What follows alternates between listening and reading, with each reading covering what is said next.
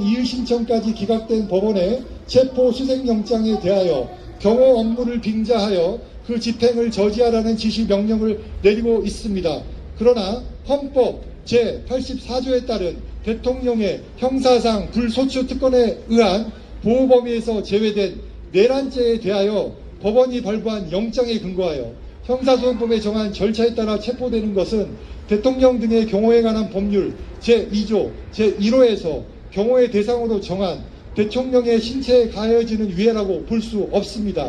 따라서 영장 집행의 저지는 같은 법 제2조 1호에서 정한 경호 업무에 포함되지 않습니다.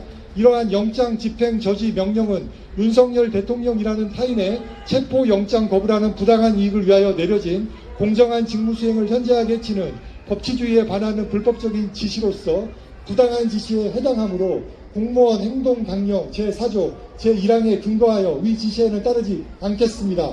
2025년 1월 며칠 본인 소속 경호처 대통령 경호처 직급 이름 서명 이렇게 작성하시면 됩니다.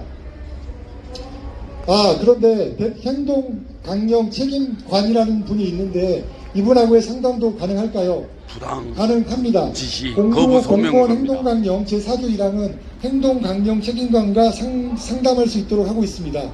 또한 한 번 부당한 지시를 거부했는데 같은 지시가 반복되면 즉시 행동강령 책임관과 상담할 의무까지 부과됩니다.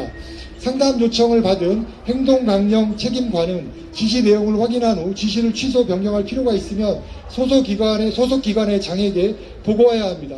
보고를 받은 소속기관의 장은 필요하다고 인정하면 취소 변경하는 등 적절한 조치를 취하고 부당 지시를 반복한 상급자에게 징계 등 필요한 조치를 해야 합니다. 그러면 부당 지시와 행동 강령 책임자 양자 그 상담까지 둘 다 병행할 수 있나요? 병행할 수 있습니다. 그리고 그게 바람직합니다. 따라서 일단 부당 지시 거부 소명서를 제출하면서 부당 지시를 거부하십시오. 그리고 나서 행동강령 책임관이 임명되었는지 확인하십시오. 공무원 행동강령 제23조 제1항 단서에 따라 임명되지 않을 경우도 있기 때문입니다. 기자분들에게 부탁드립니다. 대통령 경호처에 지금 행동강령 책임관이 이 규정에 따라 임명된 것이 맞는지 그 사람이 누군지 확인해 보십시오.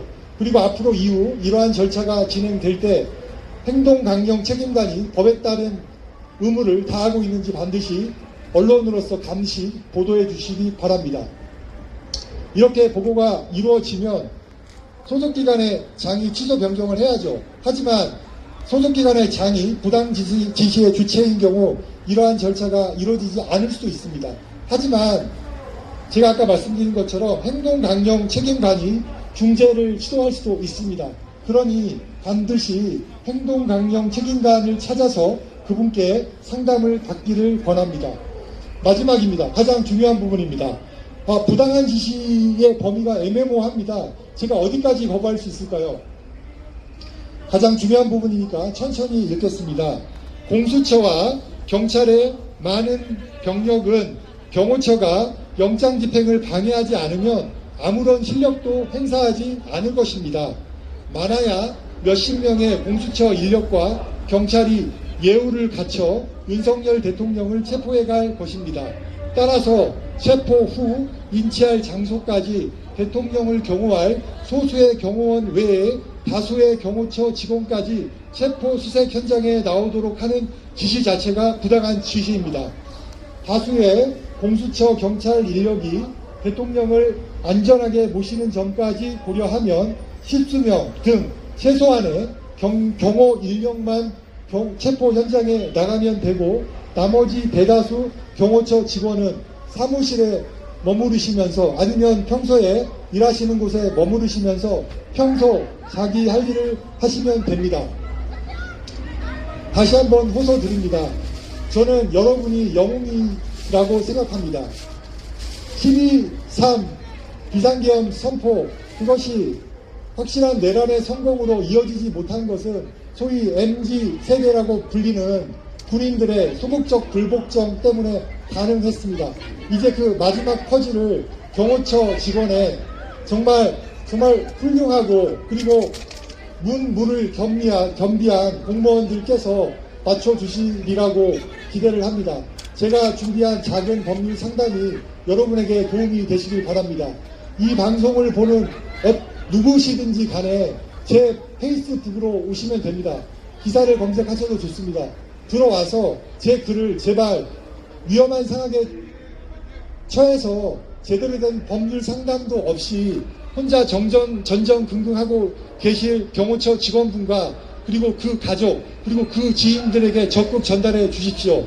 그래서 경찰과 공수처 그분들도 소중한 우리의 국민입니다. 공무원입니다. 그분들도 다치지 않고 여러분도 다치지 않는, 그래서 평화적인 영장 집행이 실행되어 대한민국의 법치주의가 살아있음을 보여주시기 바랍니다. 여러분이 대한민국을 구한 영웅이십니다. 미리 감사드립니다. 네, 이상으로 제 준비한 멘트는 다 마치겠습니다. 감사합니다.